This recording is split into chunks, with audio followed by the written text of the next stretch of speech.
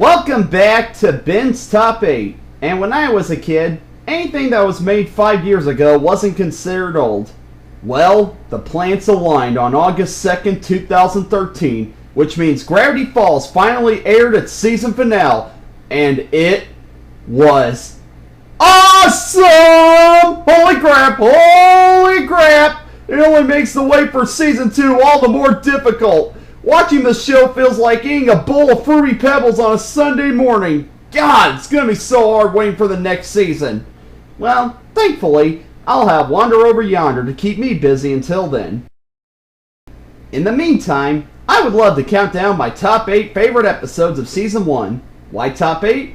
Well, this season was 20 episodes long, and I based my episode list on a ratio.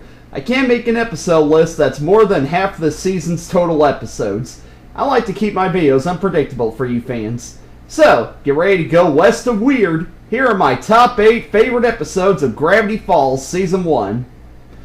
Number 8. Headhunters. When Stan's wax figure collection is discovered, Mabel is inspired to create a wax figure of Stan, but Wax Stan is soon beheaded, so Dipper and Mabel set out to solve the mystery. However, they discover that they didn't have to look too far from the shack to find out who did it. When I was watching the first 3 episodes of this show on Sunday night, I was enjoying myself, and I thought this show was great, but it wasn't going to be one of my favorites. However, this episode showed me that this was going to be a special show, and it was going to be one of my favorites. I just love how unpredictable this episode is. I feel like I'm in Dipper and Mabel's shoes, and I'm having a hard time guessing on who committed the wax murder. This was the first time in a while that I wasn't able to figure out what was coming next in a cartoon. I was surprised by every second of this episode. What also showed me that this was a great show was the humor.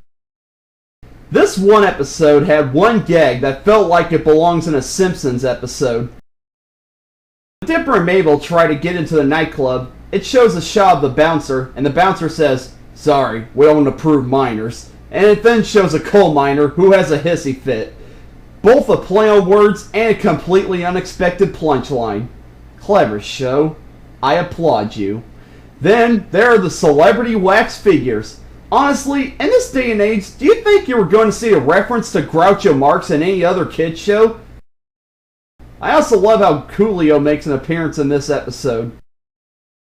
This is the same guy who didn't want Weird Al to make a parody of Gangsta Paradise. Also, it has the Daily Show's John Oliver as Sherlock Holmes. He's always funny. Anyway, Headhunters marked the point where I knew this show was going to be one of those cartoons that I'm going to hold near and dear to my heart. And it was a big appetizer for the main course that was about to come later in the show. Number 7. Boys Crazy. Mabel, Candy, and Grinna managed to save their favorite band several times from their evil manager. They keep them in the shack, but Mabel gets a little too obsessed with them. Meanwhile, Dipper tries to find out why Robbie's song has a hypnotic effect on Wendy. But who the truck cares? This is a Mabel episode! Okay, I know this episode probably isn't a fan favorite, but there is one big thing about it that people are missing. Folks, this is an episode of a kids show that we've been waiting for. An episode that satirizes the freaking corporate, untalented boy bands that we can't stand. That's right, not only does this episode satirize them, it satirizes them well.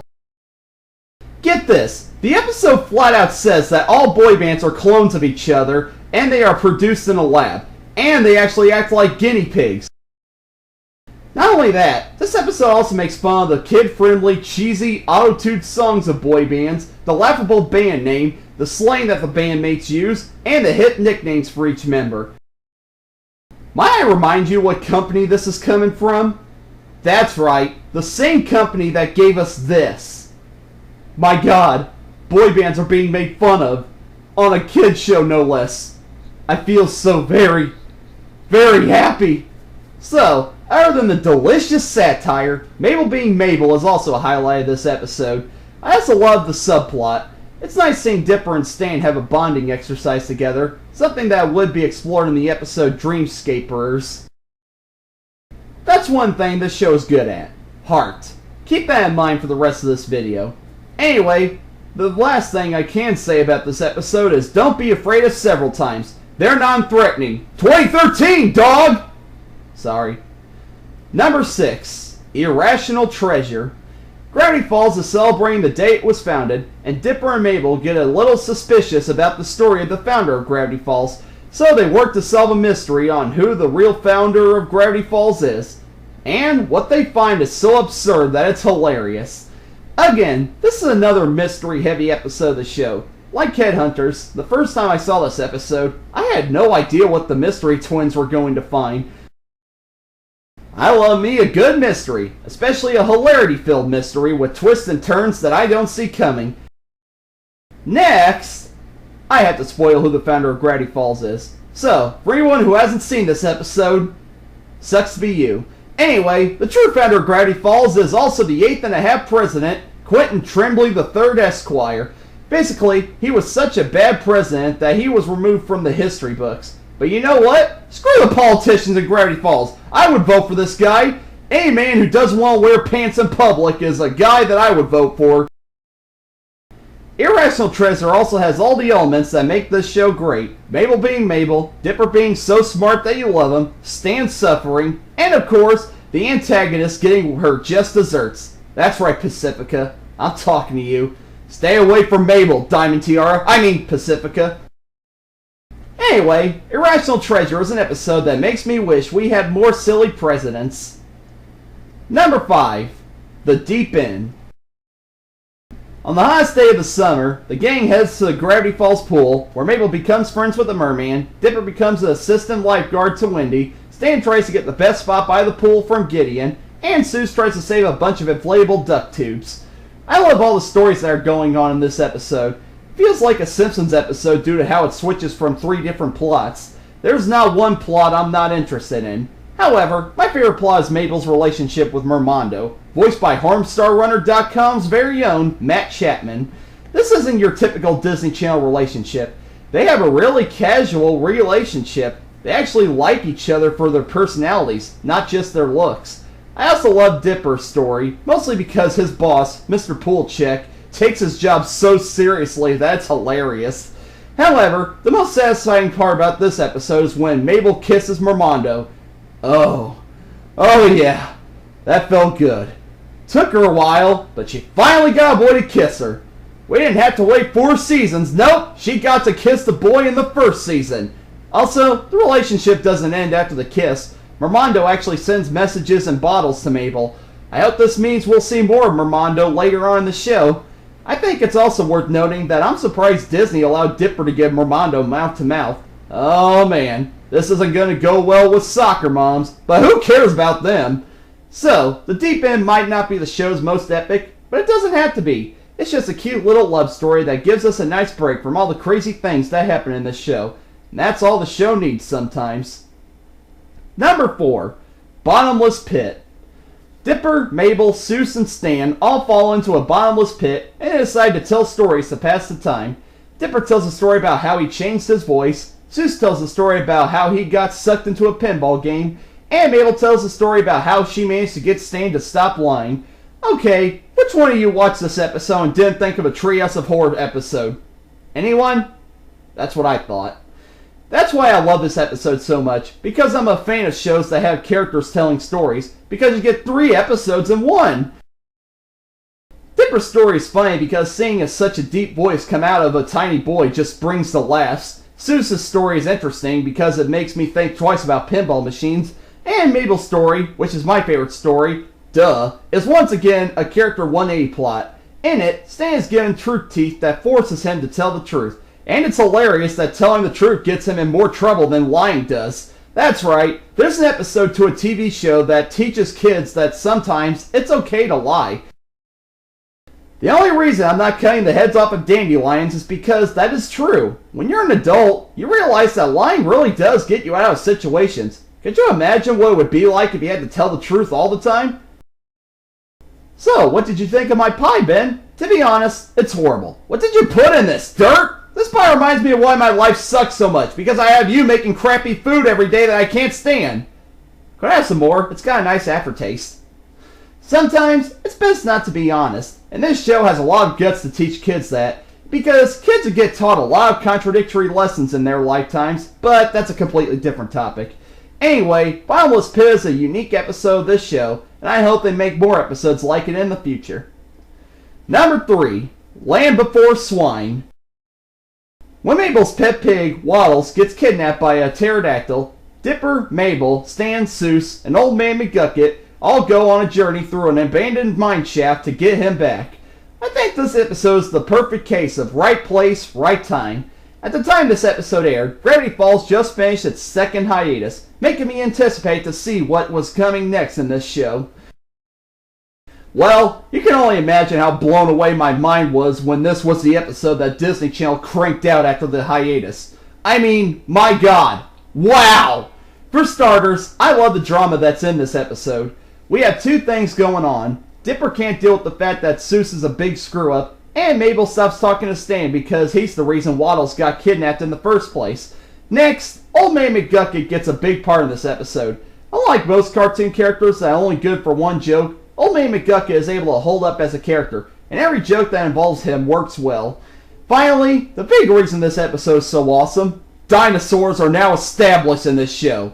You see, dinosaurs are stuck underground, encased in tree sap, and the summer heat is melting them away, and it just so happens that the pterodactyl is the first one to get loose. Keep in mind, I said the first one. If this show doesn't have any more dinosaurs in the show after this one, I wouldn't be able to describe how sad I would be.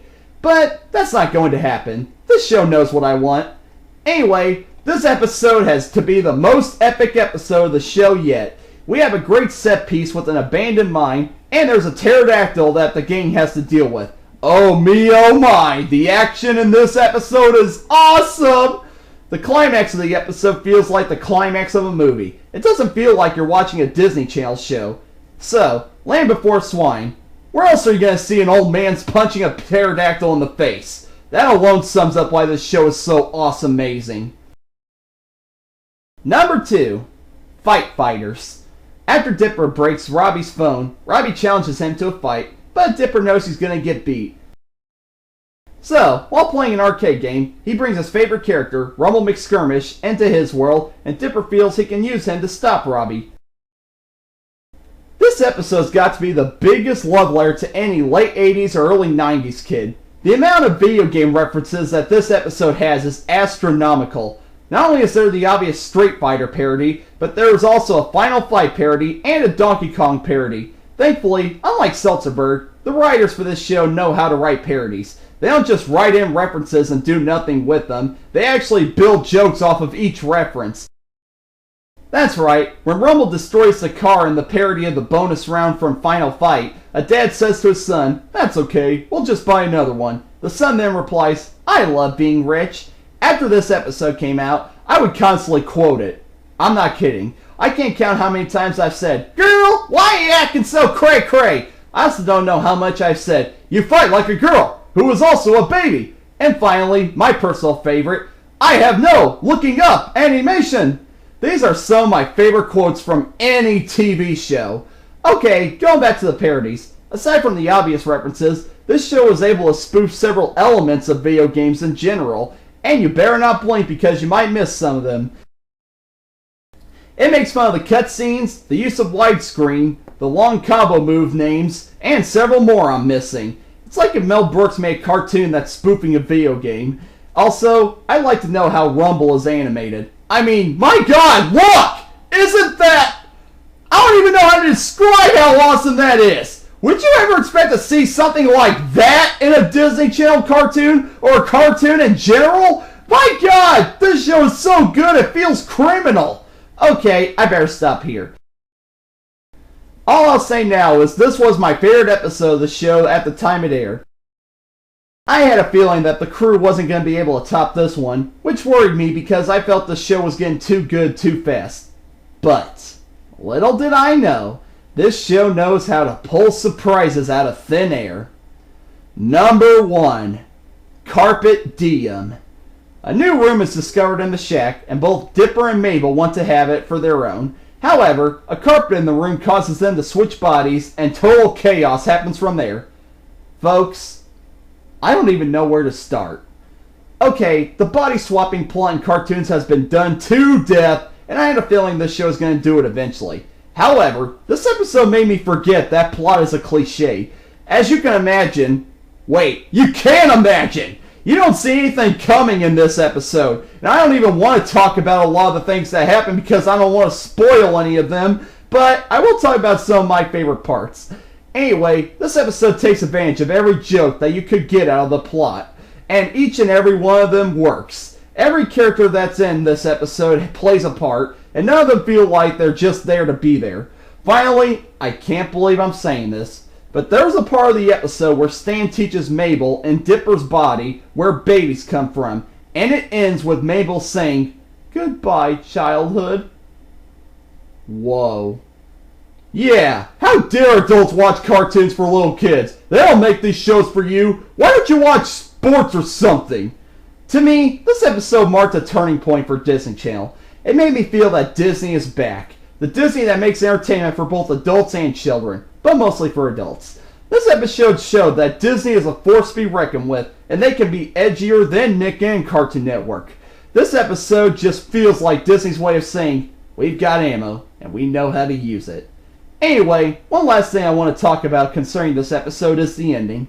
So, Dipper and Mabel get their bodies back and are fighting over the key. They both find out that neither of them wanted to move out. Dipper then says that he's been having fun with Mabel during the summer, but since Mabel has been inviting her friends over, Dipper has been feeling left out. Aww. So, Mabel gives Dipper the key to the room.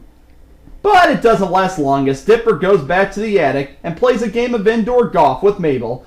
Aww. Heart attack! Too much cuteness! That's another reason I love this show. It has siblings that actually care for each other. Something that's missing from a lot of shows these days. And so far, I think this is the cutest moment between Dipper and Mabel. So, with all these elements, Carpe Diem is my favorite episode of the show. So far. Well, there are my top 8 favorite episodes of Gravity Falls. I know this show is going to be a classic. Oops, pardon me. It already is a classic. Anyway, I'm Benthelooney, and I'm signing out. I'm gonna go get poked with the fun stick. Sunday morning brings the dawn in. It's just a restless feeling by my side. When Mabel's pet pig Waddles gets kidnapped by a pterodactyl, dang it, Sue, she rubbed it off on me.